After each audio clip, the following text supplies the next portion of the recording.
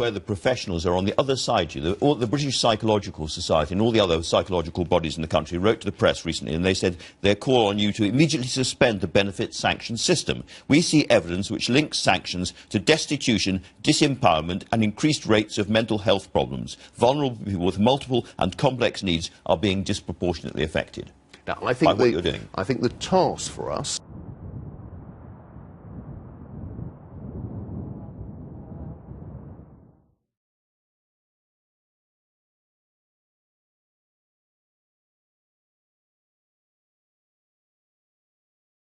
Let me just read you this. This is the Public Accounts Committee in February. Sanctions have increased in severity in recent years and can have serious consequences such as debt, rent arrears and homelessness.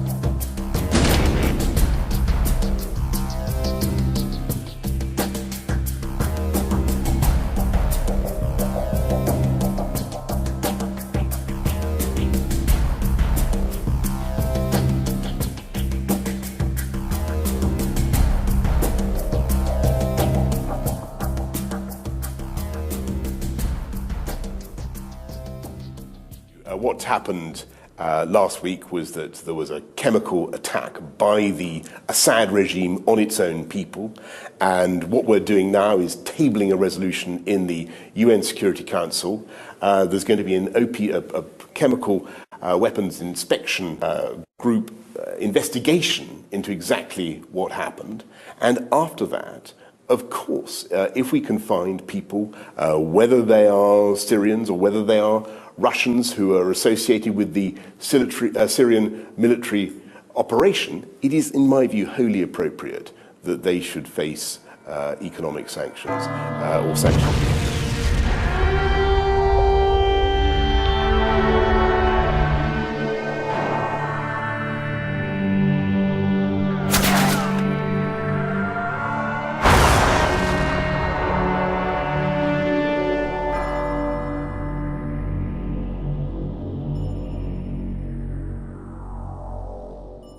Oh, hello. Welcome to my video lecture on the European Convention on Human Rights.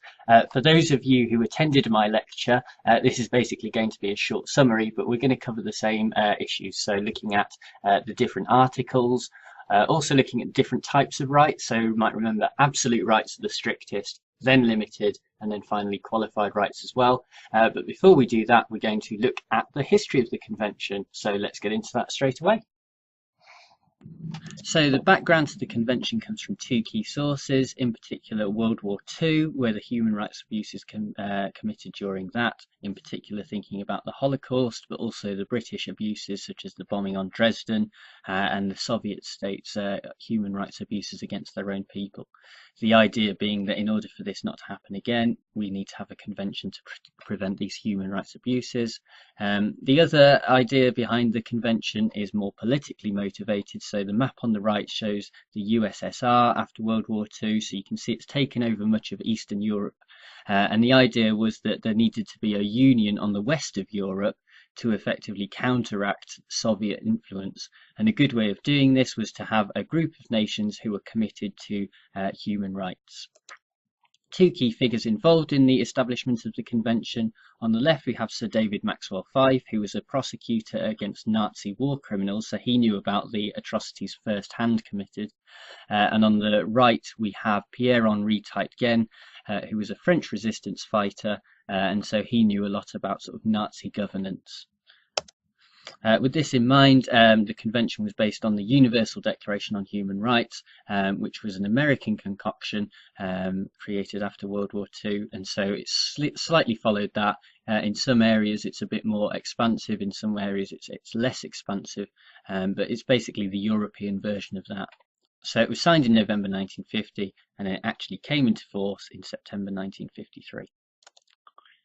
Now, in order for the convention to actually be effective, there needed to be a judicial arm. So here we have the European Court of Human Rights, which is a horrendously ugly building, but it effectively decides on cases involving human rights abuses.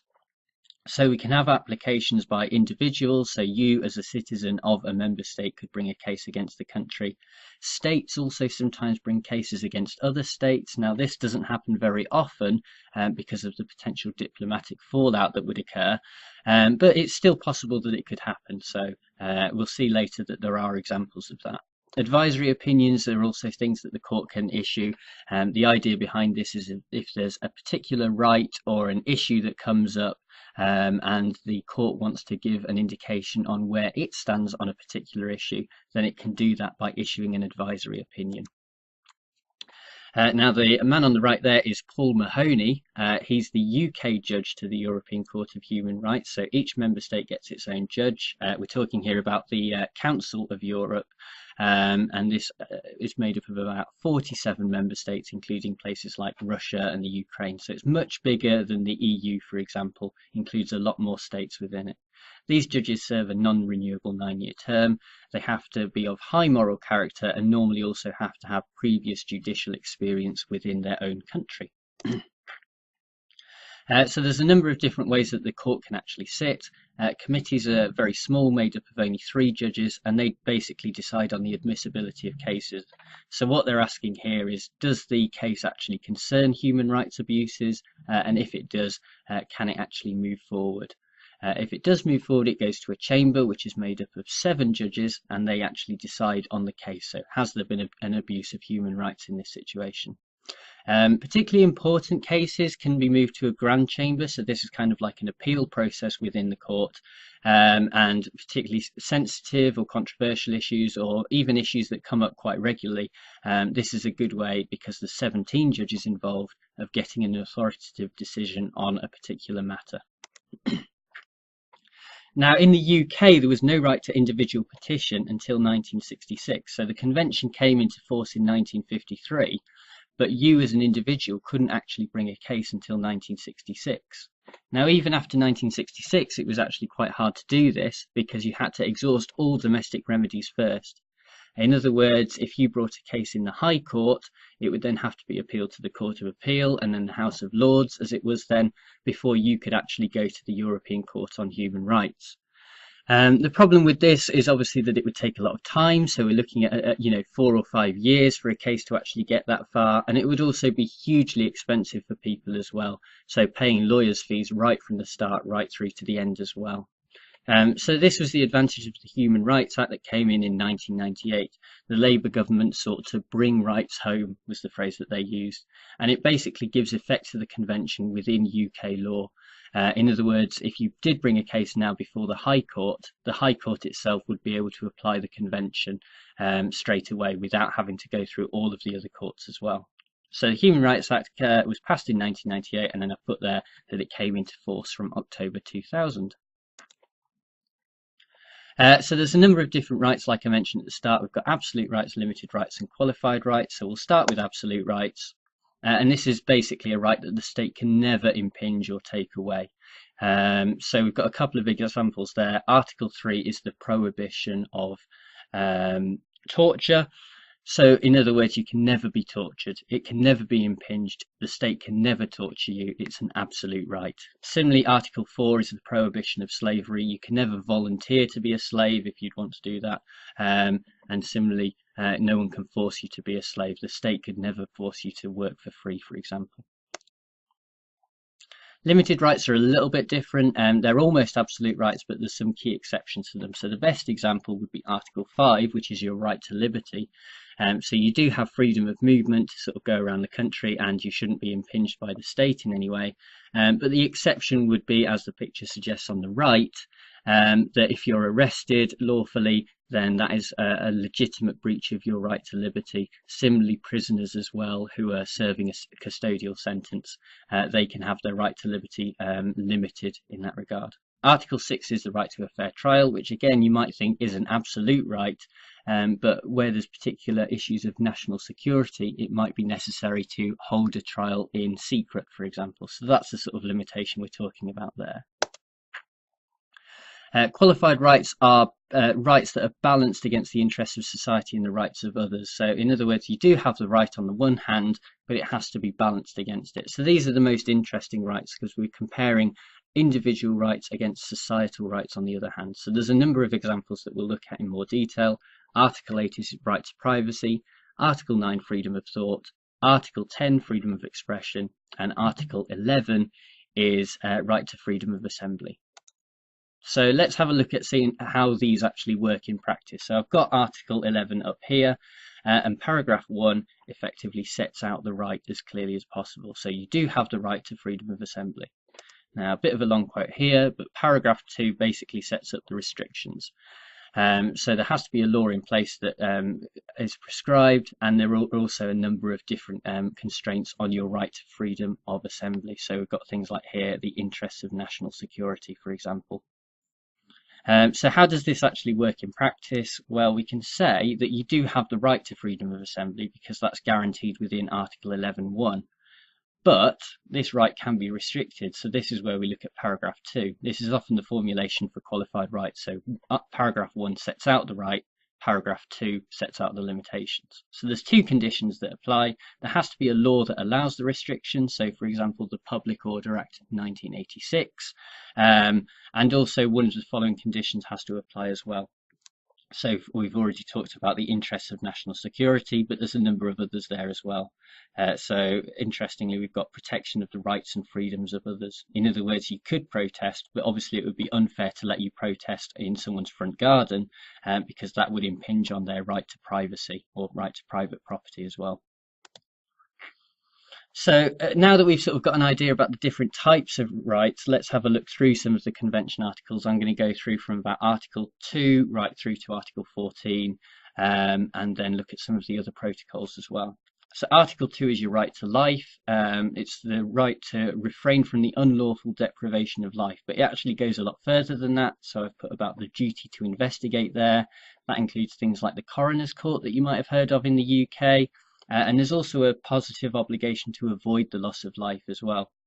So to give you an example, the case of Osman versus the UK was a case about a teacher who was obsessed with their student and kept stalking them. The parents kept going to the police and informing them about this teacher, but the police didn't do anything about it. And unfortunately, what happened in the end was the teacher went round to the student's house, shot both the student and the student's father. The student survived but was badly wounded, and the father unfortunately died. The family brought a case based on Article 2 in the right to life, and it was found that the police did have that obligation to avoid the loss of life there. Article 3 we've already talked about, prohibition of torture and how it's an absolute right. Ireland and UK is the key case in this situation. Basically what happened here was a number of IRA soldiers were arrested by the British Army and were tortured by them, and Ireland brought a case against the United Kingdom. So we talked earlier, this is one of the unusual situations where a state brought a claim against another state. And the court took the opportunity in this situation to actually come up with a definition of torture. So they came up with the definition there, and so we have this idea of a threshold test. So in other words, because Article 3 is an absolute right, once you reach that threshold or that definition of torture, it doesn't matter what excuses or ifs and buts the state puts forward. Once you reach that threshold, it is an abuse of your rights.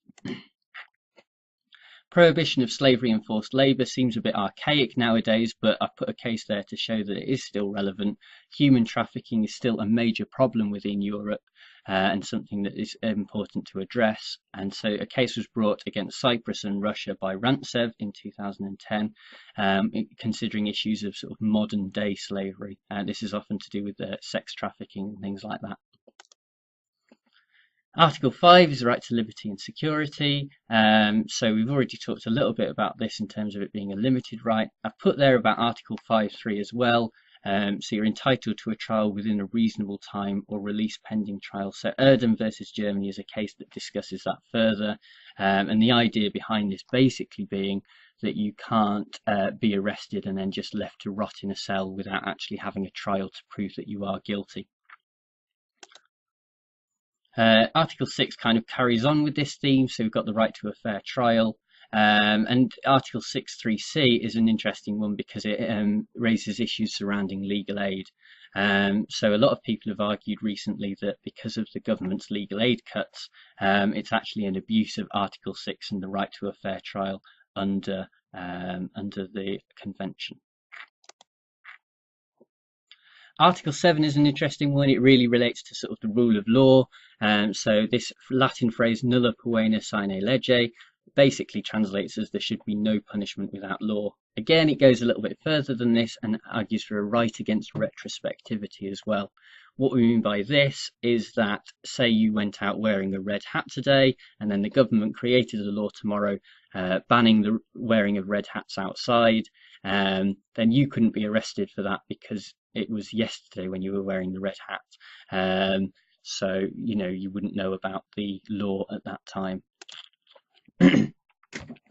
Article 8 is where things get a little bit interesting as well. So we talked a little bit about qualified rights.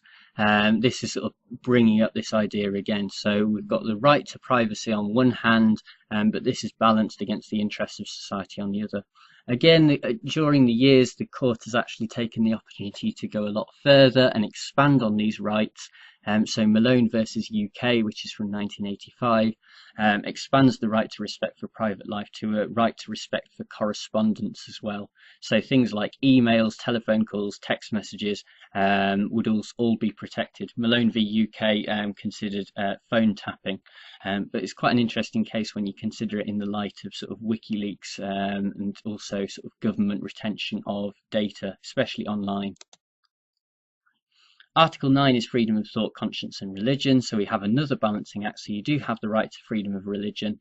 But for example, if that belief is offensive to other people, then there's a balancing act that has to take place there. So we have religion, and obviously that would include a lot of things like Christianity, Judaism and Islam. But we can also consider other things. So what about political views? What if you're a Labour supporter, for example?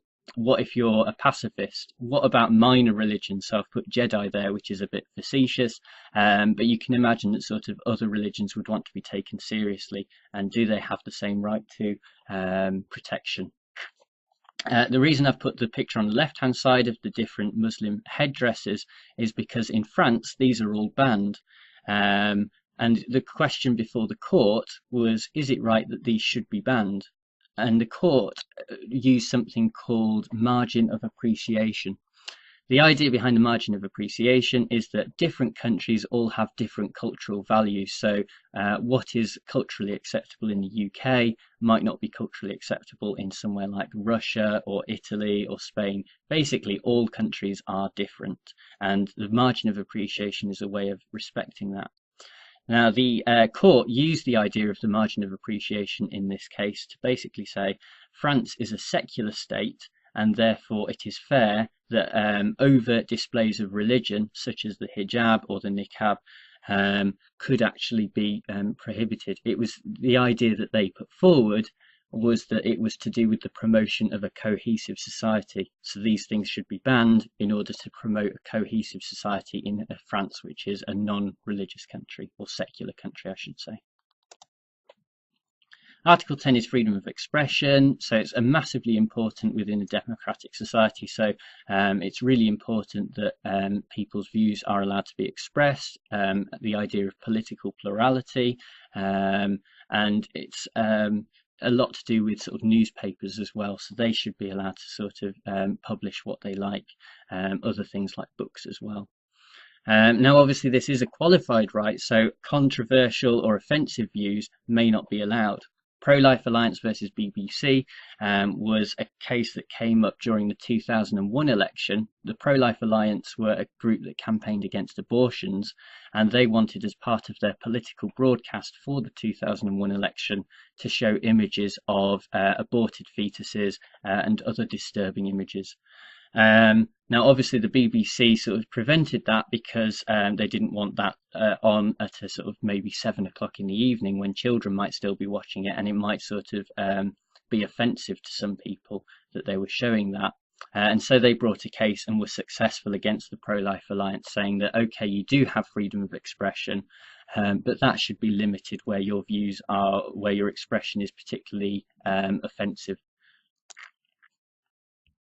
Article 11, which is the freedom of assembly and association, is particularly relevant in the UK in conjunction with the Public Order Act 1986. So this piece of legislation effectively allows the police to restrict protests in certain circumstances. So there's a few key sections for you to have a look at there. Section 11 refers to the advance notice of public processions. Section 12 looks at imposing conditions on public processions. Section 14 is the idea of imposing conditions on public assemblies. And then Section 16 is all about interpretation of that. So what's the difference, for example, between a public assembly and a public procession? Brahoni is an interesting case. This was to do with a pro-Palestinian group that campaigned in Manchester city centre one Christmas, and they were moved on by the police on the basis that it was during the Christmas period, therefore it was dangerous to have any sort of big protest during that time. The police imposed a number of different conditions, such as having the protest moved to the outskirts of the town centre rather than the centre, and limiting the number of people as well. Brahoni argued that this would effectively ruin the point of the protest because not many people would see it. But I think it was decided in the end that the conditions imposed were fair. So last few then, so right to marry, I've put a picture there of a lesbian wedding. This is an interesting issue that comes up at the moment. So right to marry originally just meant the right to marry between a man and a woman, but we can see that this is expanding, particularly in the UK and Ireland recently as a result of referendums to include gay marriage. Now, the European Court of Human Rights has not allowed the right to gay marriage yet. Again, it comes back to this idea of margin of appreciation. So there's a case that involves Austria, and the idea behind the decision was that, well, Austria is a Catholic country, and so we need to have respect for the religious views that predominate in Austria, and therefore it's right to restrict marriage between same-sex couples. 13 is your right to an effective remedy. This can often mean damages, as suggested in the picture, but more often than not, there might actually be an effective remedy that is nothing to do with damages. So, for example, Article 5, your right to liberty, if you've been wrongfully arrested, you might not want damages, you just want to sort of get out of that prison cell as soon as you can. Similarly, with Article 10, your right to freedom of expression, you might not want damages, you might actually want the right to be able to express your views in a public manner. So effective remedies can include compensation, but more often than not, they're tailored to a particular situation. Prohibition of discrimination comes up in terms of race relations, as suggested by that amusing meme, but it can also cover a number of things as well, so country of origin, social background, and a number of other things as well. So Article 14 is often brought alongside other article cases where groups feel that they've been discriminated against. In times of emergency, states are allowed to derogate from certain rights. So, for example, the right to a fair trial might be limited in times of emergency. But remember that there are some absolute rights. So, for example, despite whatever sort of emergency is going on in the UK, for example, there would never be allowed any torture, because that's an absolute right that torture is always prohibited.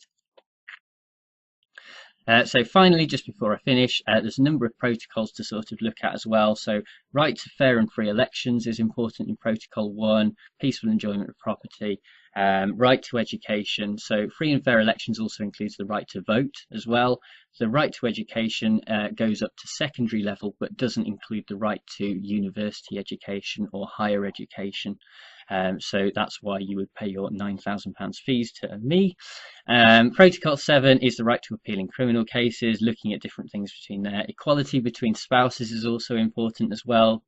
Family proceedings, so something to consider there. And finally, we've got the complete abolition of the death penalty, which comes from Protocol 13.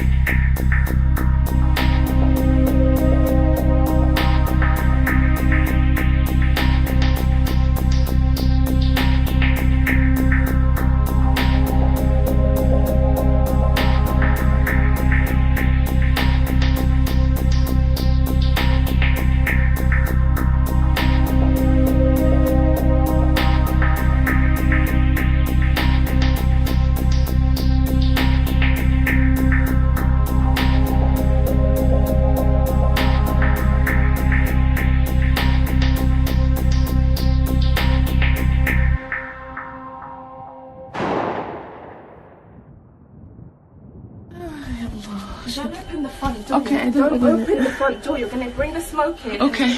You're not going to be able to breathe. Your children scared maybe someone outside. They're in the other flat.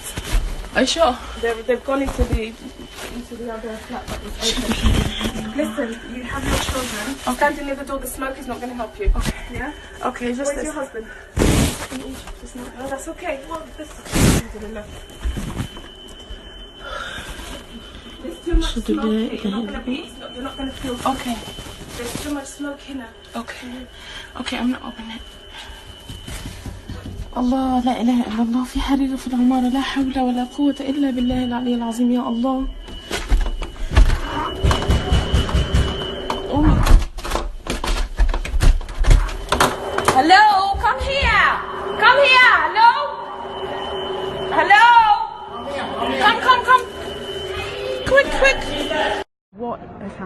who's missing? My friend and her 2 little girls. And what's your friend's name? Rania Ibrahim. And she's a 30-year-old mum with 2 small children. What floor has she been on? 23rd floor. Right. Yeah. And you've been able to not contact her? She's made no contact with you? No. What was the last you heard of her? I just saw her snap that saying that the whole building is burning, and then she's saying goodbye to everyone. She's praying in Arabic. It's just, you can't really see it because it's all just smoke. Yeah, it's all smoke. But she's taking this Snapchat. What time did she send that to you? At like 3 o'clock in the morning? Yeah. At 3 o'clock in the morning she sent you a Snapchat from the building. Have you been able to get hold of any of the hospitals to see? Not yet.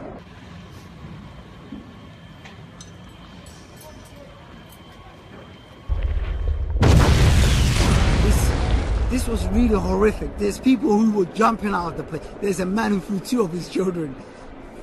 You know, 2 of his children. Come on, man. Wow. We saw a lot. Man. We saw a lot with our own eyes. We saw friends, families. We saw family. Honestly, it's all right. You don't have to say anymore. I'm so sorry.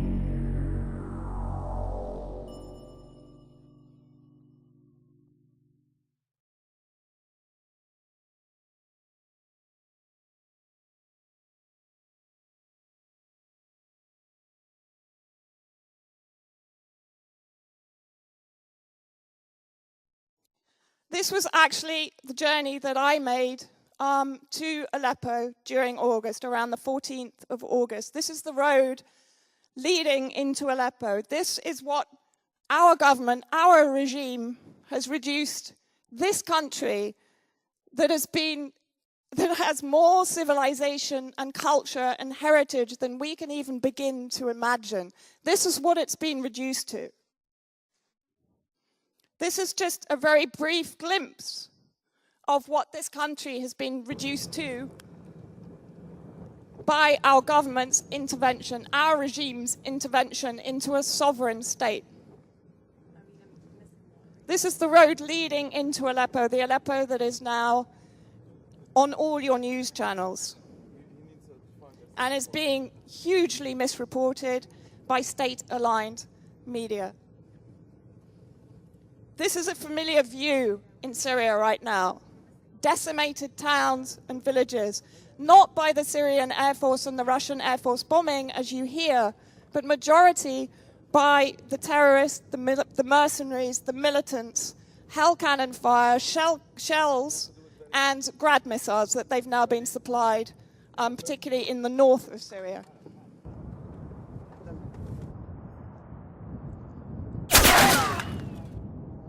December 2015, we saw the British government start to publish the level of its funding of this Syrian crisis. At this point, we had over 100 million that was being designated for items such as the moderate armed opposition. We already know that the moderates is one of those sort of mythical concepts. Actually, as President al-Assad described it, the unicorn concept. Media activists, £5.3 million to basically train media activists to produce propaganda that enables further intervention, military escalation, the no-fly zone, you name it. Syrian National Coalition, direct funding of the opposition. So you have there funding that's coming from taxpayers' money in the UK to fund a campaign against a sovereign nation. I don't know how you all feel about that. But I wouldn't be particularly happy about it, and that's only the beginning of it. In January again, the UK put about £4 million into what they call the Free Syrian Police. Syria has a police force. It's a perfectly capable police force, and it's a police force which is greatly loved and respected by the Syrian people that I met inside Syria. So why is your government spending your money on producing a police force in a country that doesn't need it? Mr. Hammond. January 2016. Mr. Hammond made a visit to an area of Turkey, not Syria, Turkey. I can almost guarantee you that not one of these ministers that is spending your money on a war in another country in Syria has been to Syria. I can almost guarantee that. He's in Turkey.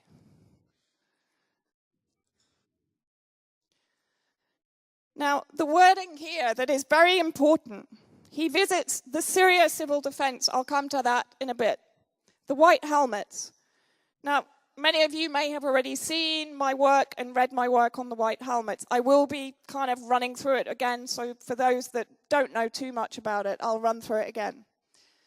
But what I want to focus on here, he goes to meet members of the most successful and high-profile rescue organization. Isn't that a weird wording for a rescue organization? For a humanitarian NGO? High profile? Strikes me as quite strange. Anyway, here he's basically saying that they've contributed about £20 million over the past 2.5 years. I will explain a little bit later in the presentation why this also is so ridiculous. But please remember the Free Syrian Police. Syria doesn't need Britain to create a police force for them. Then in February, we had the Supporting Syria and the Region conference, run again by the British, raised allegedly 11 billion in pledges to support Syrians and the region. Syria doesn't need our support. All they actually need us to do is to stop economic terrorism, to lift the sanctions that are crippling Syrian people and collectively punishing them for resisting our regime's interventionism in their country.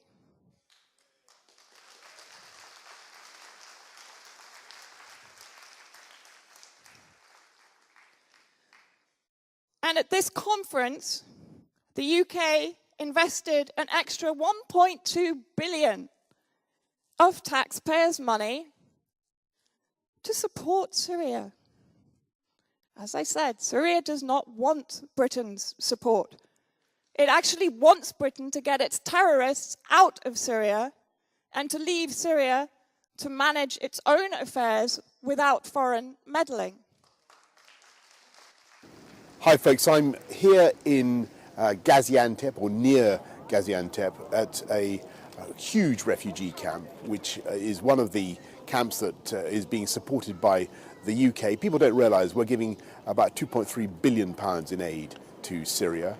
And I've just met some of the people who were supporting with a big programme to train the police force in cities like Aleppo and Hama and Idlib, places where they need security and they need reassurance, they need the police to be integrated with society, being funded by UK taxpayers and people being trained by former UK military staff. Absolutely overwhelming to see it.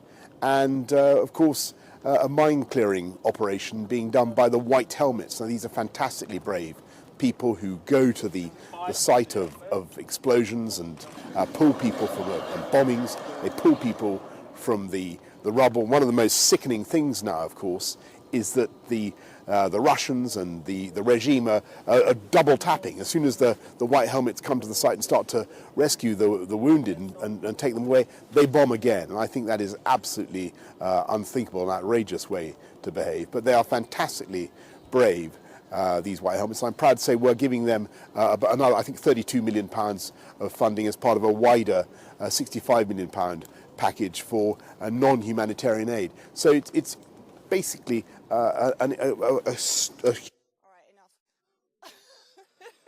There's only so much of Boris I can handle at one time. But did you actually hear a further 32 million in aid is going to this construct, the White Helmets?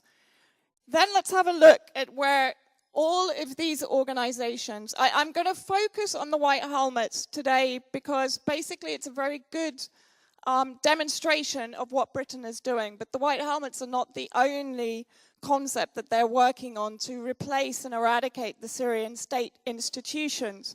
But the majority of these organizations, these NGOs, are based in Gaziantep, in Turkey, not in Syria. All of the, or the majority of the sort of the Aleppo radio stations, the Aleppo Media Center, and the White Helmets, various other organizations, NGOs supposedly, local council replacements for inside Syria, activists are all based in Gaziantep. Now let's get an idea of what this place is. The plane from Istanbul to Gaziantep is actually called the Jihad Express. I don't actually like using the term jihad because jihad in Islamic philosophy is about the personal struggle. So again, this is a term that has been appropriated and dehumanized by our government. However, it is the hub for all terrorist activity. It's where the terrorists fly into, it's where they're equipped, it's where they're armed, it's where they're funded before they then enter through the Turkish border into Syria. Aleppo is about 60 miles away from Gaziantep. So this just gives you an idea of how this backward and forward traffic is conducted from Turkey into Syria, carrying terrorists, carrying arms, carrying funds, carrying logistical equipment, diggers, bobcats, particularly to the White Helmets in Idlib. Idlib is right on that border. Now, I'm going to actually get to the White Helmets, a very British affair, and I'm going to explain why. Bear in mind that this organization describes itself as an NGO, a non-governmental organization. It describes itself as neutral, impartial, non-sectarian. It will save anybody because saving one person is saving all humanity, according to its president very recently on his US promotional tour. This gives you an idea of why it's a very British affair. At the top, our people in Syria, our people in Syria. I mean, this is an extraordinary example of global north to global south supremacism and exceptionalism. What right do we, as a regime, have to be putting our people into Syria and eradicating, as I said again, the existing institutions inside Syria and going against the sovereign will of the majority of the Syrian people? We have no right.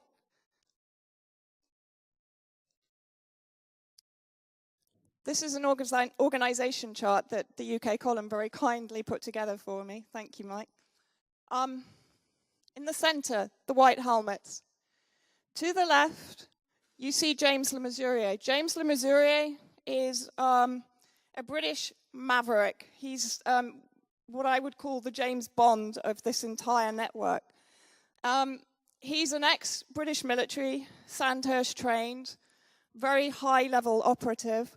He's worked, when you look at his connections, he connects into a private security group called the Olive Group, which in, I think, May 2015 was merged into the Constellus Group, yet another private security group, that has in its portfolio Academist. Now, Academist was Blackwater.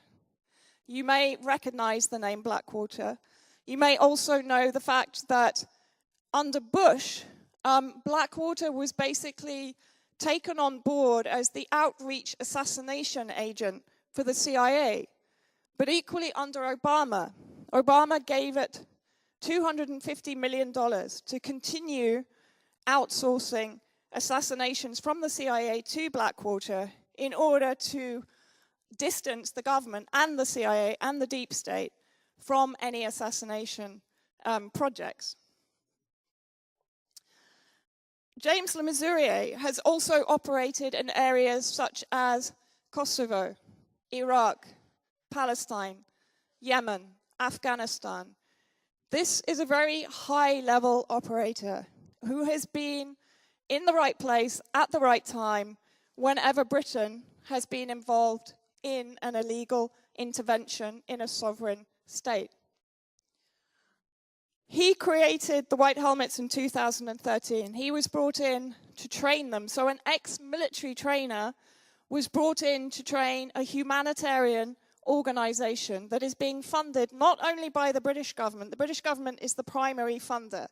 I think we're at around 65 million now, pounds. Also funded by USAID, which again is the United States government CIA-linked outreach agent that is used to infiltrate target nations for intervention. They've put in around 23 million in funding. The EU, including Holland, France, Denmark, Germany, and various others, have put in smaller amounts of money, but between 4 million and 10 million. And Japan has also invested, and more recently, Qatar, one of the Gulf states, which has very publicly been shown to be funding the terrorist organizations inside Syria, has made public that they are now funding and supporting and endorsing the White Helmets. So this immediately, for me, makes it an illegitimate claim to be a non-governmental organization. James Le Mesurier then created Mayday Rescue in 2014. Mayday Rescue is basically used as a foundation money laundering center. The money that comes into the White Helmets goes through Mayday Rescue to them. At the top, you have Raed Saleh. Raed Saleh is the president of the White Helmets. He was refused entry into the United States in April 2016. And when pushed, the US State Department finally admitted that it was because he had extremist connections. But somehow, the group itself was not associated with those extremist connections, bearing in mind that the United States bombed Iraq because they had extremist connections. Farouk al-Habib, another one of the leaders of the White Helmets in the bottom right, is a member of the Revolutionary Council, which again has connections back to the CIA. It's a CIA concept. He was also involved, excuse me, in Homs. Homs, if you remember, had another British-produced agent working on the propaganda, on disseminating the propaganda from there, Danny Abdul Dayam, who was exposed as a fake activist and reporter in his CNN reports when he was, in fact, in a studio saying he was being bombed, and it was proven that he was in a studio. He was British-produced. Joe Cox. Joe Cox campaigned very strongly for a no-fly zone. She campaigned very strongly for intervention in Syria. She was to an extent a total Blairite as regards Syria. This is an important point, and I'll tell you why I'm getting onto this. She gave an interview shortly before she died, which was not published very widely. And in this, as far as I'm concerned, she made it very clear why she supported, or why the government supported the White Helmets, and what they are being used for. They've got really interesting ideas about channeling money, getting aid in, and thinking creatively about how they cooperate. Channeling money in. Money is not the only thing that they're channeling in. We know that the arms running trade has got to be entering from, as I said, Gaziantep and across the Turkey-Syrian border. What better way to bring all of this equipment in than under the first responder humanitarian umbrella? The Joe Cox Fund. Yes, that's taken a couple of days ago. 1.9 million. This is where you guys are being criminally associated with your regime's crimes in Syria. Because Joe Cox's death has been exploited. 12 hours after her death, this fund was set up to raise money for, among others, the White Helmets. And I can't go into too much detail about the 4 people that set up this fund, but just to give you a very brief overview, they have all previously been involved in behavioral insight, in regime change operations, and public perception altering. So there's 4 very powerful individuals involved in the regime change in Syria and in previous regime change, as for example Kosovo, who set this fund up 12 hours after Joe Cox was murdered. This year, the White Helmets have won or been nominated for an extraordinary number of awards.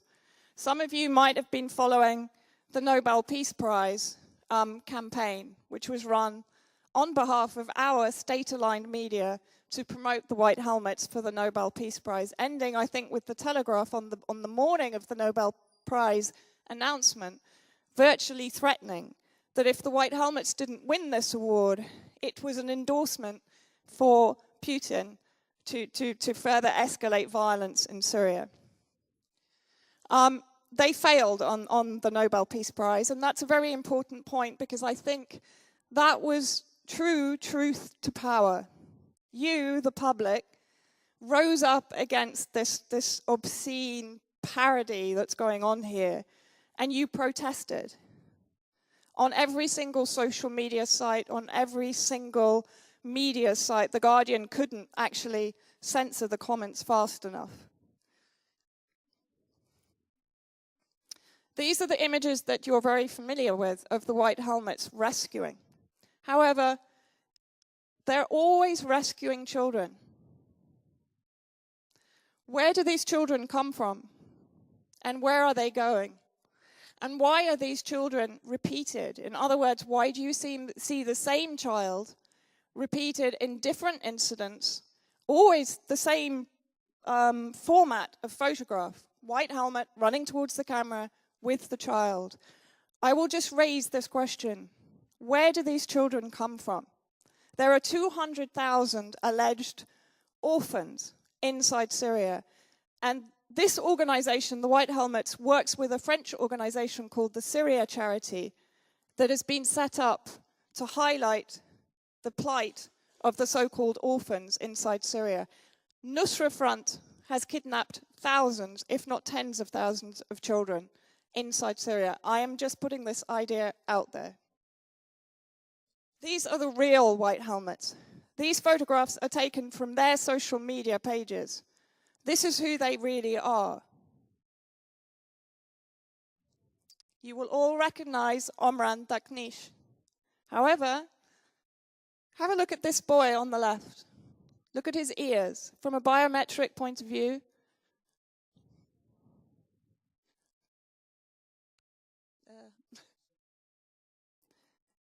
have a look at the ears and the hair. This guy on the left is a White Helmet. Again, I'm just putting that idea out there. Where do these children come from? Why are there so many children without parents being used for these photographs? These photographs that are enabling the British regime to further escalate its efforts inside Syria to effect regime change.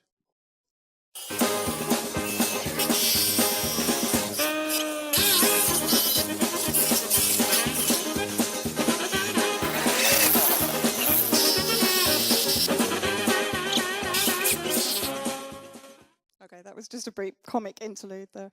But that's what your money is going to. Those are the so-called demining specialists, demining with drills.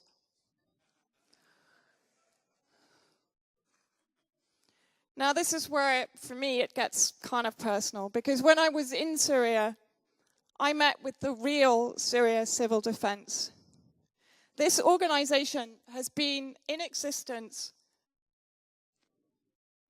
since 1953.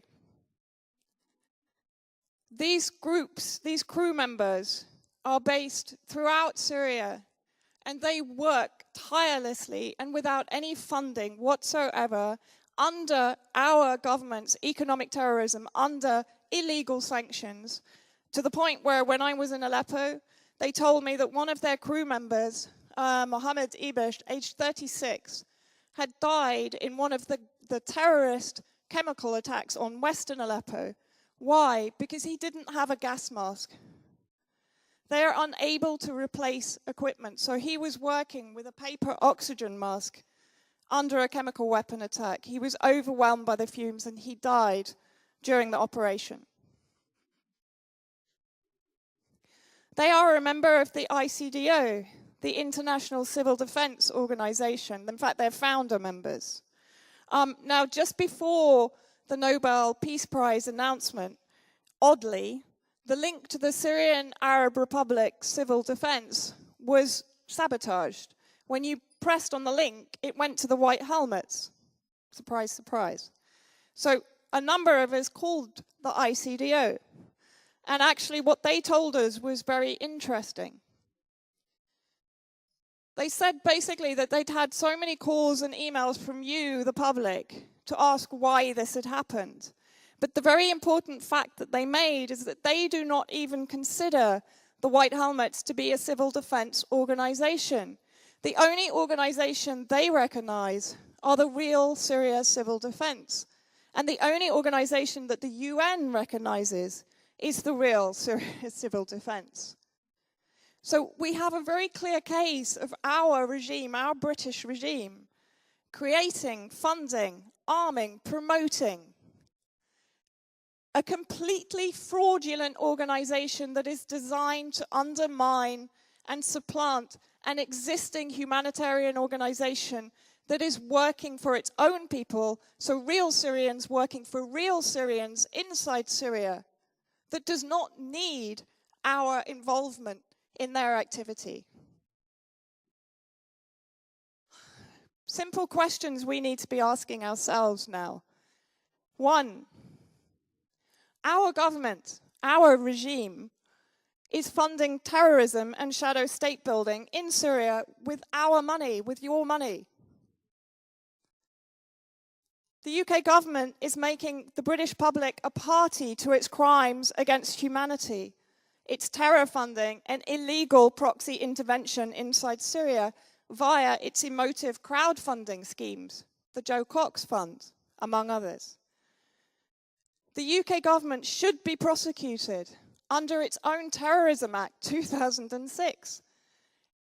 It's transmitting terrorist propaganda and blatant support of terrorism. The UK government is in violation of Articles 1 and 2 of the UN Charter. It's acting lawlessly and criminally against a sovereign nation and deliberately derailing the self-determination of the Syrian people, the majority of whom stand behind their government, even if they are opposed to it. Why? Because they don't believe in killing their country to improve their country. We have to make a choice. Do we want to be remembered in history as supporting our government in these illegal, criminal, and murderous acts, not only in our own country, but in other countries? And actually, as Max made the point, we're all Syrian. They need us to stand up against what our government is trying to do to them. I've listened to all these talks this morning. And believe me, I would rather be in Syria than in this country, and yet our country believes it can impose its will and its vision for the Syrian people upon the Syrian people. Well, they don't want it. And as we are all the Syrian people, we owe them our determination to prevent another failed state in Syria and to stand by their sovereignty and their self-determination.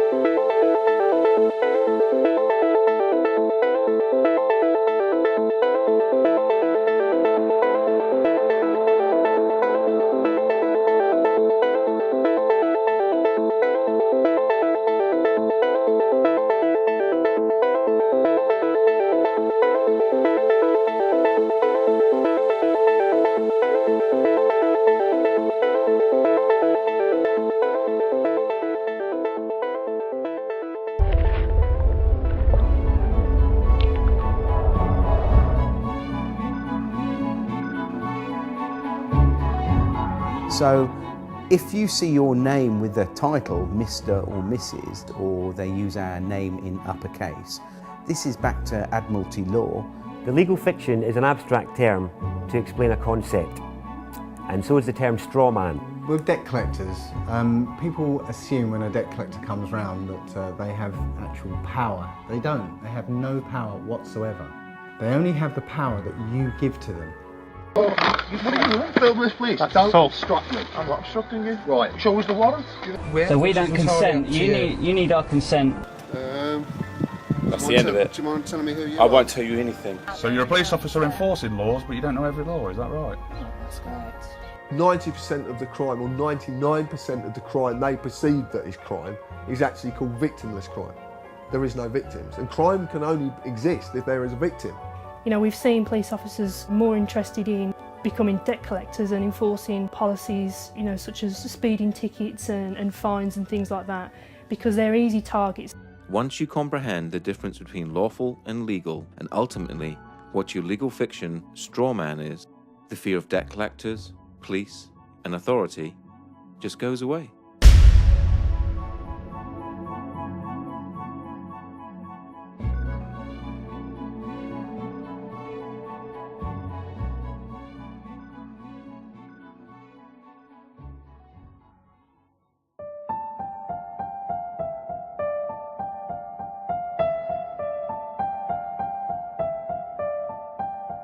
If you live in the UK, you are led to believe that the Queen is the only sovereign.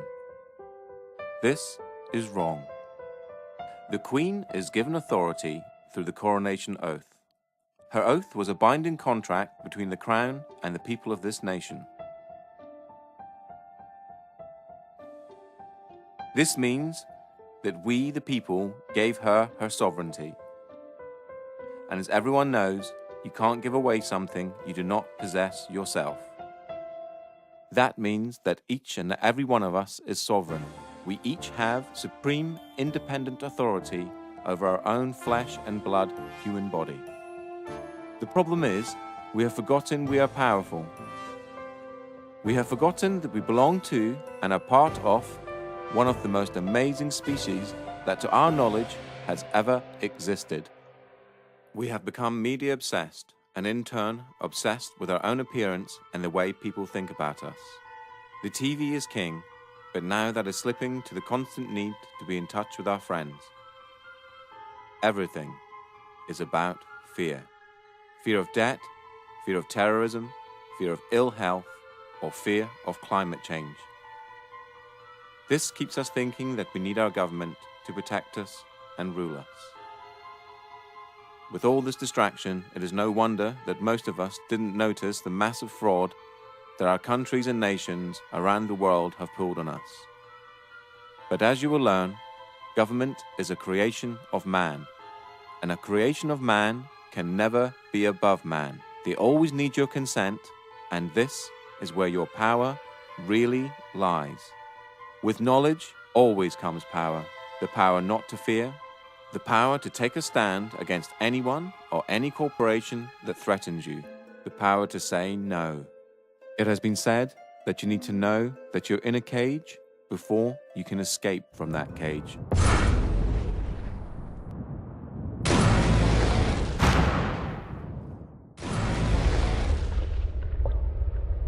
Once upon a time, the world was a big dysfunctional family. It was run by the great and powerful parents. And the people were helpless and hopeless, naughty children. If any of the more rowdier children questioned the authority of the parents, they were scolded. If they went exploring into the parents' rooms, or even into the secret filing cabinets, they were punished and told that for their own good, they must never go in there again. Then one day, a man came to town with boxes and boxes of secret documents stolen from the parents' rooms. "Look what they've been hiding from you," he said. The children looked and were amazed. There were maps and minutes from meetings where the parents were slagging each other off.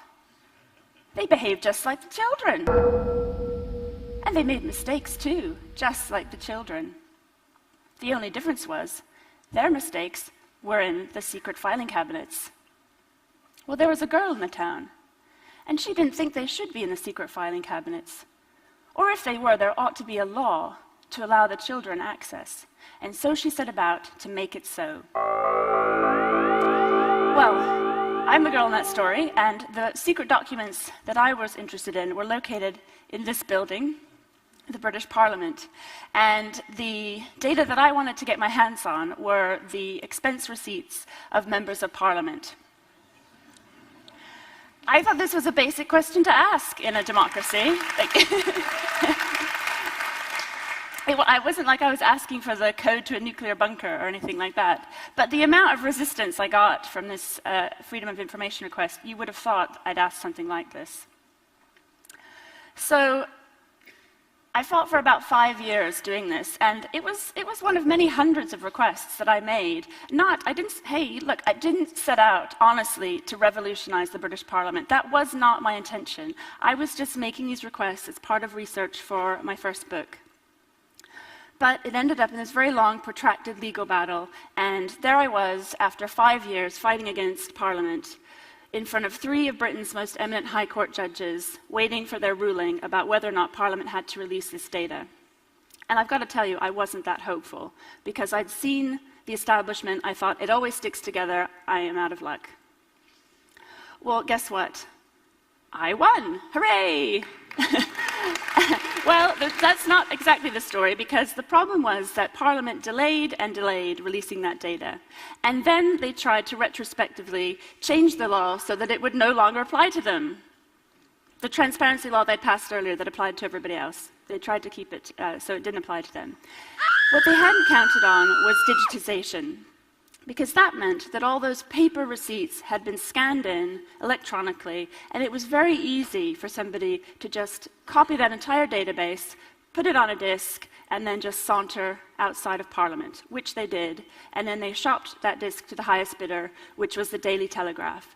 And then you all remember there was weeks and weeks of revelations, everything from porn movies and bath plugs and new kitchens and mortgages that had never been paid off. The end result was 6 ministers resigned. The first Speaker of the House in 300 years was forced to resign. A new government was elected on a mandate of transparency. 120 MPs stepped down at that election. And so far, 4 MPs and 2 Lords have done jail time for fraud. So, thank you.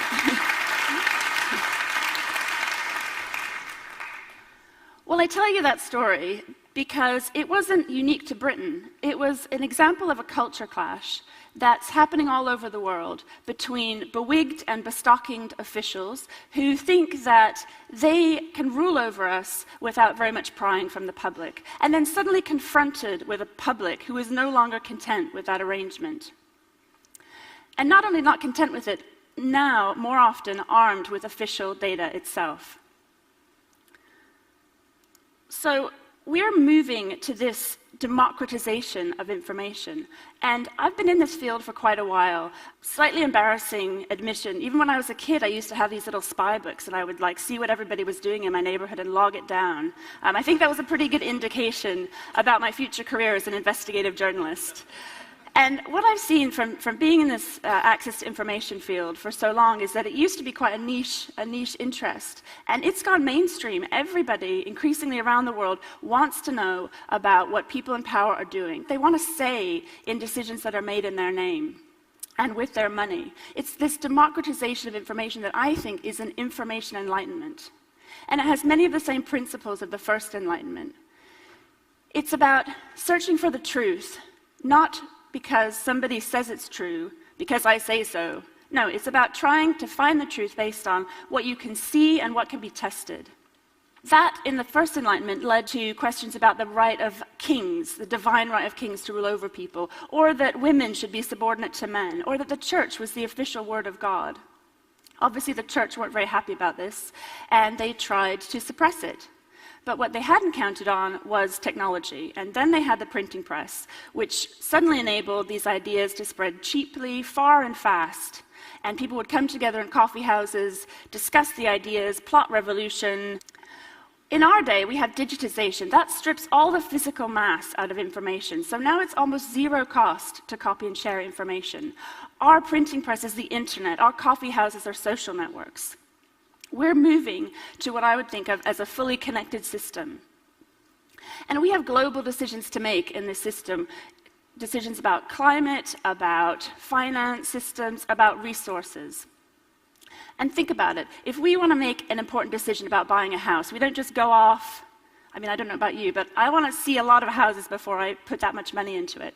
And if we're thinking about a finance system, we need a lot of information to take in. It's just not possible for one person to take in the amount, the volume of information, and analyze it to make good decisions. So that's why we're seeing increasingly this demand for access to information. That's why we're starting to see more disclosure laws come out. So for example, in the environment, there's the Aarhus Convention, which is a European directive that gives people a very strong right to know. So if your water company is dumping water into your river, sewage water into your river, you have a right to know about it. In the finance industry, you now have more of a right to know about what's going on. So we have different anti-bribery laws, money regulations, increased corporate disclosure. So you can now track assets across borders. And it's getting harder to hide assets, tax avoidance, pay inequality. So that's great. We're starting to find out more and more about these systems. And they're all moving to this central system, this fully connected system. All of them except one. Can you guess which one? It's the system which underpins all these other systems. It's the system by which we organize and exercise power. And there I'm talking about politics. Because in politics, we're back to this system, this top-down hierarchy. And how is it possible that the volume of information can be processed that needs to in this system? Well, it just can't. That's it. And I think this is largely what's behind the crisis of legitimacy in our different governments right now. So I've told you a bit about what I did to try and drag Parliament kicking and screaming into the 21st century. And I'm just going to give you a couple of examples of what a few other people I know are doing. So this is a guy called Seb Bacon. He's a computer programmer. And he built a site called Alavatelli. And what it is, it's a freedom of information platform. It's open source with documentation, and it allows you to make a freedom of information request, to ask your public body a question. So it takes all the hassle out of it.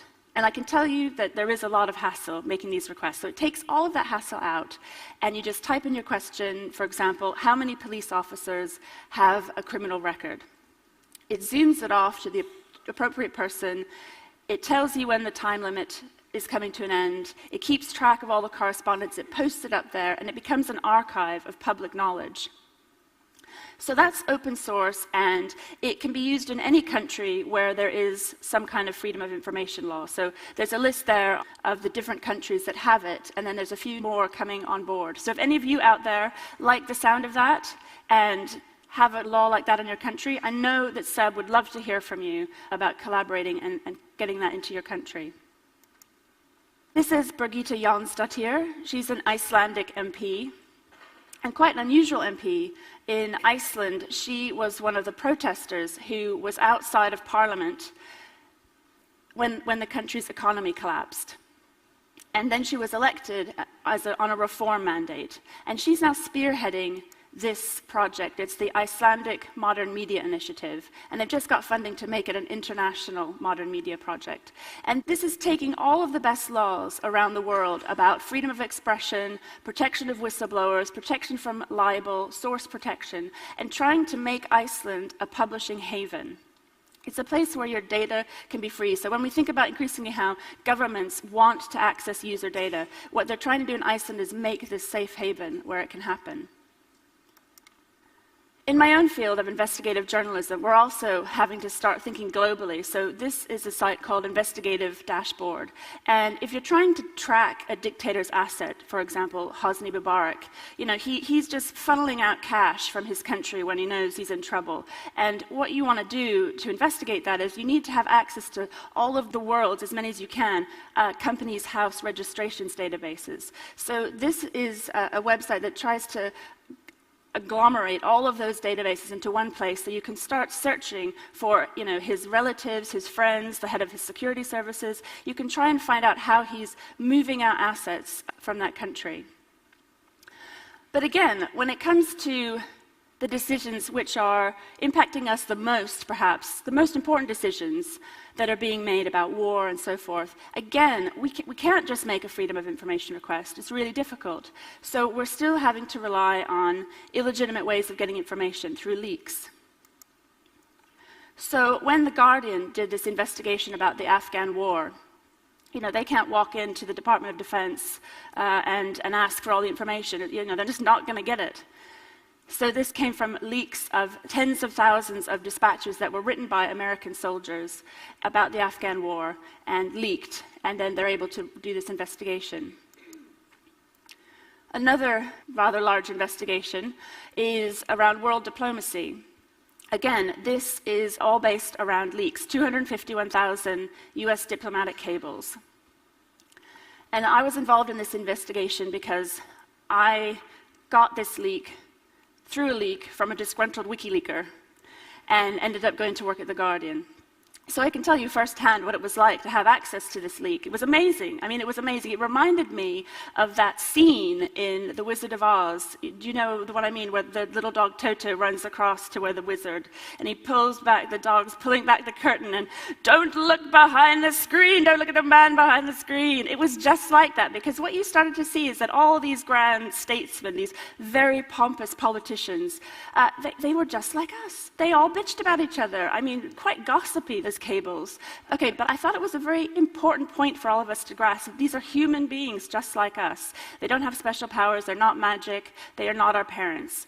Beyond that, what I found most fascinating was the level of endemic corruption that I saw across all different countries, and particularly centered around the heart of power, around public officials who were embezzling the public's money for their own personal enrichment, and allowed to do that because of official secrecy.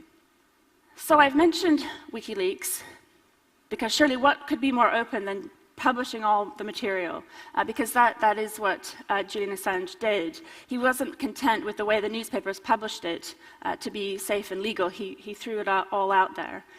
That did end up with vulnerable people in Afghanistan being exposed. It also meant that the Belarusian dictator was given a handy list of all the pro-democracy campaigners in that country who had spoken to the US government.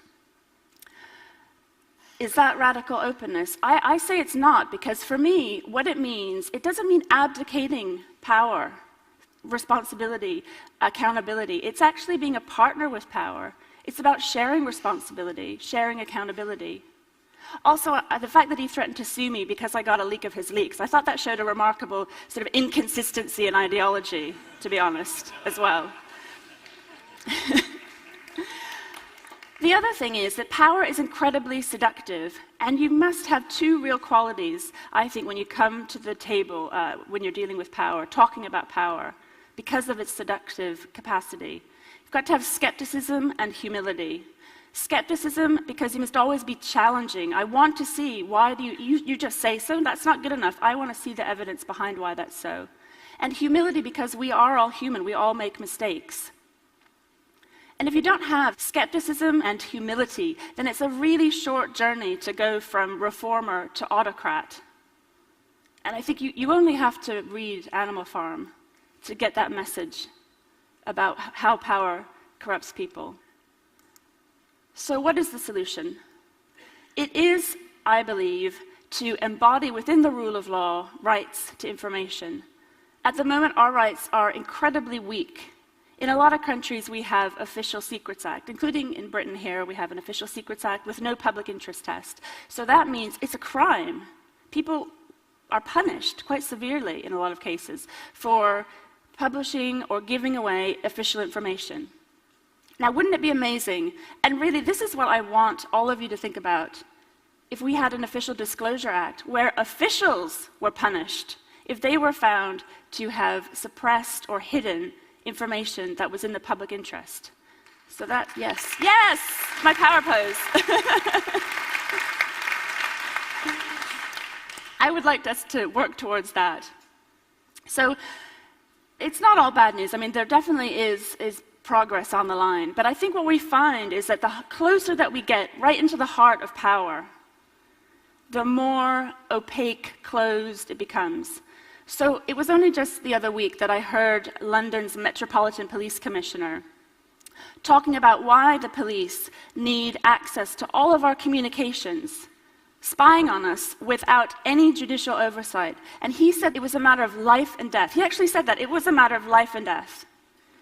There was no evidence. He presented no evidence of that. It was just because I say so. You have to trust me. Take it on faith.